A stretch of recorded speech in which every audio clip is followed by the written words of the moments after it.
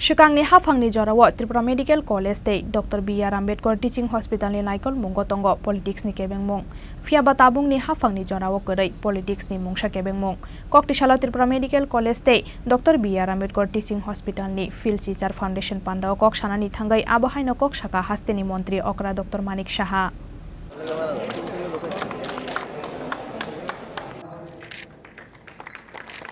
ज्ञान की ओर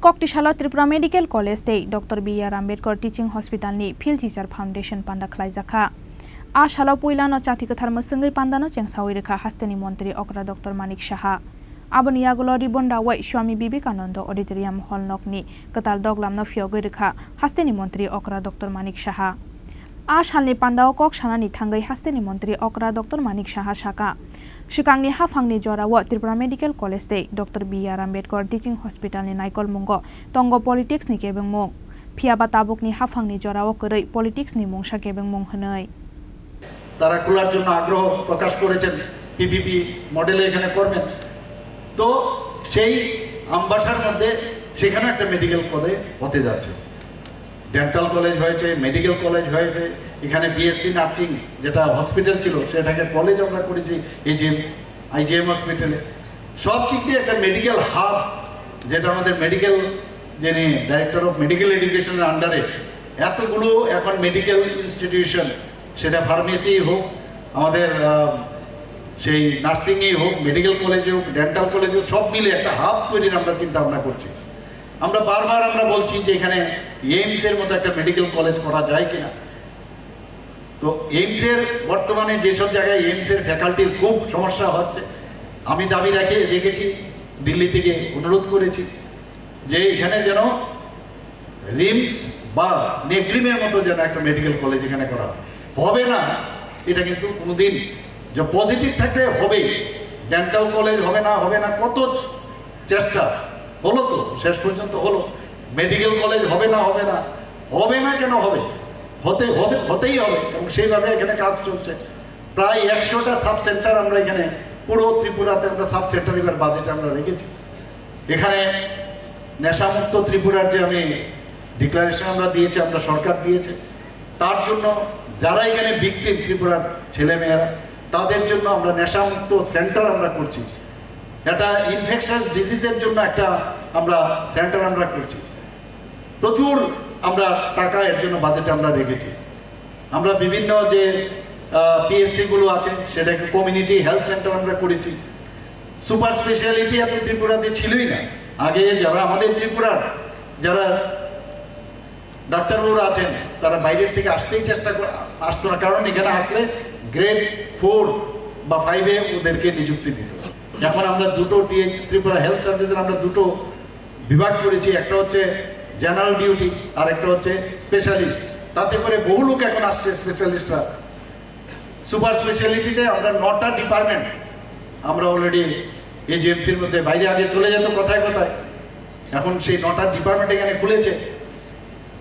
তো এখন বাইরে যে যাওয়ার যে একটা প্রবণতা কোথায় বাইরে চলে যাওয়া সেই থেকে মানুষ এখন বেরিয়ে এসেছে আমাদের আমি সব জায়গায় গিয়ে বলি যখন আমাদের এই ছেলেমেয়েরা পাশ করে এই কলেজ থেকে বা এজিএমসি থেকে বা আমরা যারা বাইরের থেকে পাশ করে এসেছি আমার যখন পোস্টিং হবে সেই দাম ছড়াতে আমার যে কোয়ালিটি থাকবে সেটা এজিএমসিতে হলে তার থেকে বেশি কোয়ালিটি বাড়বে না তো সেখানে গিয়ে আমরা বলি যে মানুষের বিশ্বাস কিন্তু থাকে না কথায় ডাক্তারবাবুরা কি করে যখনই কোনো একটা ইমার্জেন্সি বিষয় দাঁড়ায় তখন ডাক্তারবাবুরা অনেকটা ডক্টর অনেক সময় অ্যাক্টর হয়ে যায় বলে তাড়াতাড়ি রেফার করো আমি বেঁচে যাই সেটা করলে তার যে এক্সপার্টাইজ সেটা কিন্তু নষ্ট হয়ে যায় তো সেখানে বলি যে ডাক্তারবাবু এখানে যে ট্রিটমেন্ট করতে পারে সেটা সাব ডিভিশনালে গেলে একই ট্রিটমেন্ট হবে ডিস্ট্রিক্টে গেলে একই ট্রিটমেন্ট হবে স্টেট হসপিটালে আসলে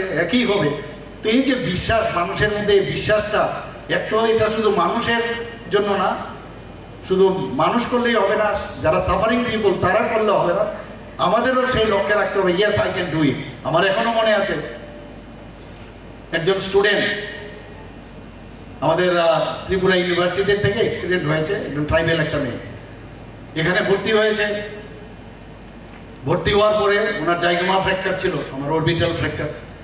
এসে বলছে ঠিক আছে ভর্তি রাখলাম। ভর্তি রাখার পরে দেখলাম প্রচন্ড প্রেশার তৎকালীন সময় যে ওনাকে রেফার করতে হবে। আমি বললাম কেন রেফার করবো, I can do it, no problem. বলে না ওকে রেফার করতে হবে কারণ যে ছাত্র সংগঠন ওনাদের ছিল, তো ওর যে লিডার ও এসে আমার চেম্বারে ঢুকে বলছে যে একটু রেফার করে দিলাম, যে আমি রেফার করবো না। তারপর আমাকে সিও তৎকালীন সময় আমাকে ফোন করবে, আরে স্টুডেন্টদের ঝামেলা হবে একটু রেফার করে দিন। আমি করবো না, আমি করতে পারি কাজটা, কেন করবো আমি। এই যে বিষয় শেষ পর্যন্ত লামা দিয়ে চলে গেল, কিন্তু তার পেছনে একটা কাহিনী আমি বলছি। হঠাৎ করে এক ড্রাইভার এসে বিএসএফ এর, সে এসে আমাকে সেলুট টুকে আমাকে বলছে স্যার এইরকম আমার গাড়িতে অ্যাক্সিডেন্টটা হয়েছে, তো কি বিষয় বলে ওরা বলছে প্রায় 3 লক্ষ টাকা লাগবে। তো স্যার কত খরচ হবে? আমি কত প্লেট টেট লাগবে, হার্ডলি 3-4 হাজার টাকা খরচ হবে। বলে ওরা তো বলছে, অর্থাৎ ওই টাকার কারণে ওকে রেফার করে নিয়ে গেলে ওদের পকেটস্থ হবে ওই টাকাটা। এই ধরনের কালচার, এই ধরনের করাপশন চলে। আমি অনেক জায়গায় দেখি আমাদের মধ্যেও কনফিডেন্স আস্তে আস্তে ডাক্তারবাবুদের কমে যায়, বলে এই কাজটা হবে না। আমি যখন এখানে মুখ্যমন্ত্রী সময় ইস্যুতে আমি বিভিন্ন প্রদেশের বিভিন্ন জায়গা থেকে আমার কাছে আসে, 99% লোক দেখি স্বাস্থ্য সংক্রান্ত বিষয়।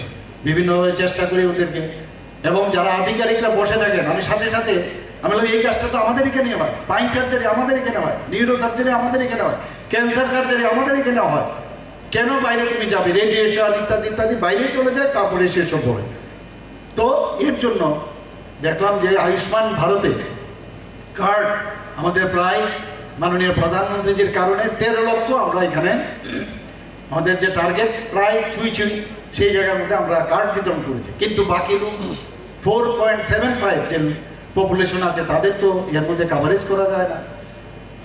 তো শেষ পর্যন্ত এইবারের বাজেটে আমরা মুখ্যমন্ত্রীর নাম দিয়ে মুখ্যমন্ত্রী জন আরোগ্য যোজনা করে 59 করোড় এক অর্থবর্ষে সেই বাজেট রাখা হয়েছে। প্রথম ভেবেছিলাম এটা করা যাবে কিনা, তো অনেক চিন্তা ভাবনা করে দেখলাম যে এটা সম্ভব, অসম্ভব বলে কিছু নেই। তো এখানে যারাই আছেন, যারা যে ক্রাইটেরিয়া ফিক্সেশন আছে প্রধানমন্ত্রীর, সেই একই কায়দায় আমরা করেছি, প্রায় 5 লাখ টাকা করে সেইভাবে আমরা এই বাজেটে আমরা রেখেছি। আমি আধিকারিকদের বলেছি তাড়াতাড়ি করে এই কার্ড বিতরণ যেন করে, কথা এবং কাজ দুটো যেন খুব প্যারালাল চলে, তাহলে মানুষের কাছে আমরা যেতে পারি।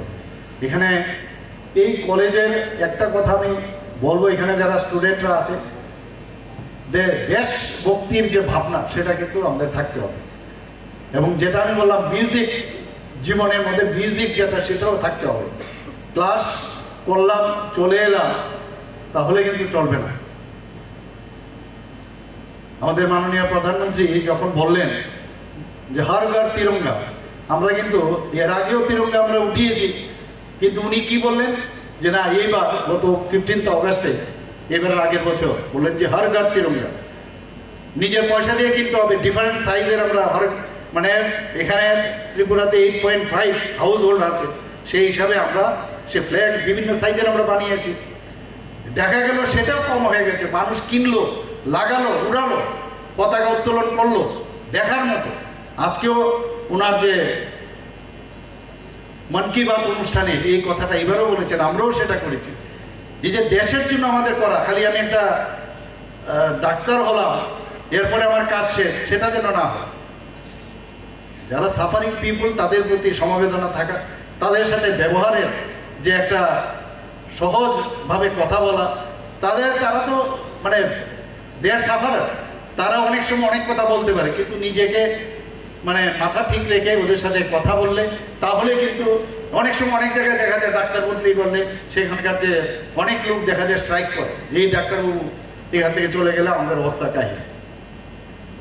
তো এমন কাজ আমরা ভবিষ্যৎ আমরা জানি না, বর্তমান আমরা জানি, এবং আমরা ইতিহাস আমরা জানি, পাস্ট আমরা জানি, বর্তমান আমরা জানি, কিন্তু ভবিষ্যৎ আমরা জানি না। এমন কাজ আমাদের করা উচিত সেই রাষ্ট্রবাদী চিন্তাধারায়, ন্যাশনালিস্টিক যে চিন্তাভাবনা, সেই চিন্তাধারায় এমন কাজ করে যাবেন সবাই যে মানুষ যেন মনে রাখে। আমরা চন্দ্রযানে এখন পৌঁছে গেছি, ভাবা যায় কোনোদিন? আমরা সবাই উৎকণ্ঠার সাথে আমরা দেখছিলাম যে আমাদের এই সায়েন্টিস্টরা, প্রধানমন্ত্রী যেভাবে ওনাদেরকে উৎসাহিত করেছেন, আজকে সেই কাজটা সম্পূর্ণ হলো। সাউথ পোলে গিয়ে সফট ল্যান্ডিং মনে হয়ে গেল। তো একটার পর একটা যেভাবে আজকে দেশের সুরক্ষাই বলুন, এডুকেশনই বলুন, সব দিক দিয়ে আমরা ত্রিপুরা সরকারও একই দিশায় আমরা কাজ করছি। এবং মানুষের যে মৌলিক চাহিদা সেটা যখন পূরণ হবে তবেই কিন্তু আমরা মানুষের কাছে যেতে হবে, খালি দেখানো যেন না হয়। সব জায়গায় আমরা সেই কাজটা আমরা করার চেষ্টা করি।